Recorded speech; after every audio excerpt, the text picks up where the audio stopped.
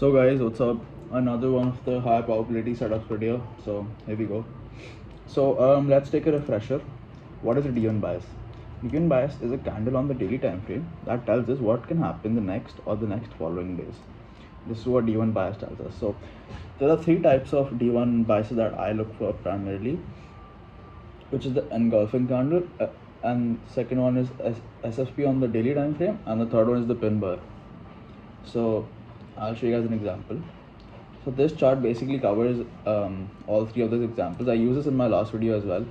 So a quick exercise for you guys is to, if you already know what these biases are, just try to find them on your own, right? So let's start with the first one, which was engulfing candle, right? So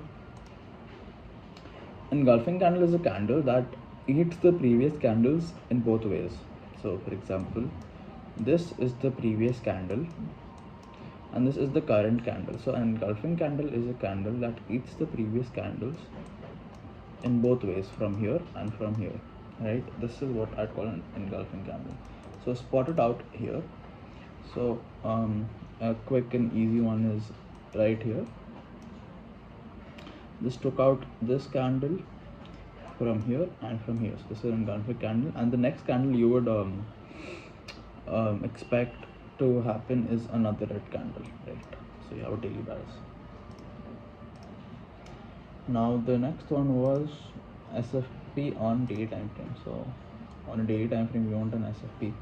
So there are two examples of SFPs here. This is one and this is one. SFP is when price goes here but closes above. So it traps all the people that are shorted here, and it also traps all the people that are shorted here, thinking that it would go lower but actually closed above and then went up. So this is what an SFP is. The last one we are looking out for is pin bar, right? So pin bar. So pin bar is a candle. So I'll show you guys two examples of pin bar. So this is a bullish version of a pin bar. This is the bearish version of the pin bar. So bullish version of the pin bar would have a long wick to the downside and a short wick to the upside, whereas the bearish pin bar would have the opposite. This would have a long wick to the upside and a short wick to the downside. So spot this here. Of course it is here. As you guys can probably see, both of these are pin bars, right? So you expect the price to go higher, and it did. It went like it doubled. So now let's look at the setup. So we're looking at a one-touch flip. This setup basically relies on the fact that markets are trending. So what we want here is, for example, this is price goes up, and then what we want here is, this is a one-touch level, price to come here and then go up again, right? This is what we're looking for. So what we want to look for is a deep swing level. The swing should have created a significant reaction. Okay.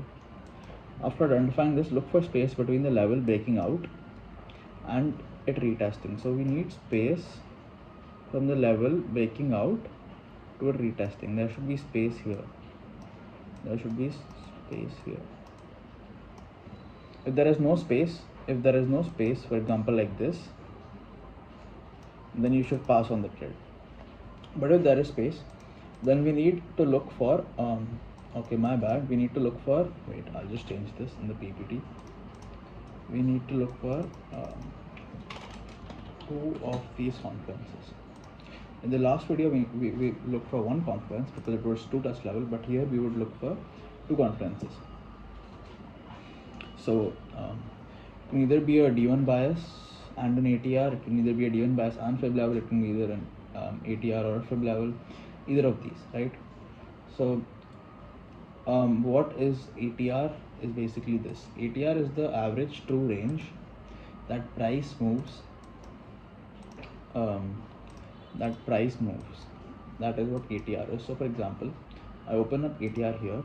So this tells me how much Bitcoin moves over the last 20 days, right? Over the last 20 days. It just shows you the average volatility, basically average true range of price.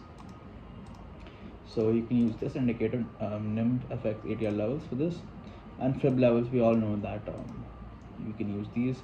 These are the most important ones in 0.2. It's like pretty trending markets, and we only fib from daily swing points. So let's get on. I'll show you guys one example. I'll go through this video quickly because I'm sure you guys have watched the other two already.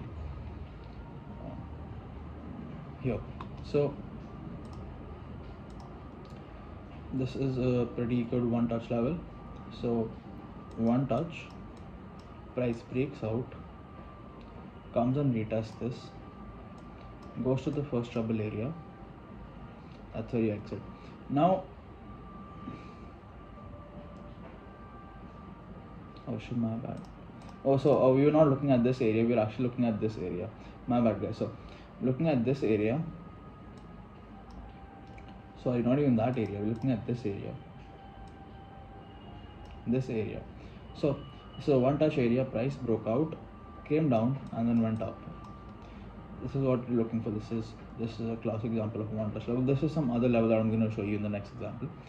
But yeah, this aligned with the 0.382 fib, which is an important fib. So, and I can't show you guys right now, but this level was at ATR, right? So this level was basically dot on ATR. So you want market to be at the ATR or past its ATR. I can't show you now because I can't go back in time and like show you where the ATR was, because it changes every 20 days or every day actually. So yeah, and the next trade here. So this was the line, sorry. So again, market goes up from here, goes down, come back here, one touches this level and then goes straight down. This is one more example of the same principle used. Here we used 0.5 fib, and one more important thing about this fib mapping is these are done from daily time frame, right? These are not from hourly but daily. So price comes here and then straight goes down, right? Cool. And also here we had another confluence of ATR. You can also use the daily biases for confluences. So you need any two basically, be it either fib, ATR or daily bias. Any two work, and that's it basically. That's it guys, thanks for watching.